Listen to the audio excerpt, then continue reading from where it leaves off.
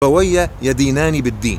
When I became conscious of the world, and which is probably, I want to say, around maybe 5 or 6, both of my parents were Muslim, right? And every day, early in the morning and later at night, the Prophet ﷺ would come visit us, because him and Abu Bakr, her father, were very, very close. And then when the trials started, meaning the 3rd year of the Prophet's mission, when Islam was being now preached in public, Abu Bakr and my family, basically, they headed towards Abyssinia for the migration in order to flee persecution in Mecca. Now, when you put all this in context, so she was probably 7 or 8 at the time of Abyssinia, and that happened in the 5th year of the Prophet's mission, sallallahu alaihi wasallam. Now, Hijrah happened in the 13th year. That is what, about 8 years later. So when she was 7 or 8, that puts her at, about 16 or 17 at the time of Hijrah to Medina.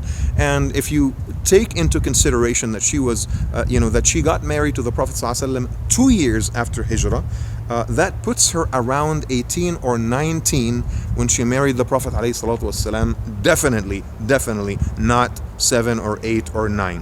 The second is also in Bukhari, right? When Aisha radiallahu anha basically says that, I was a child, كنت جارية ألعب. I was a child and I used to play. وأنزل على رسول الله صلى الله عليه وسلم في مكة سيهزم الجمع ويولون الدبر.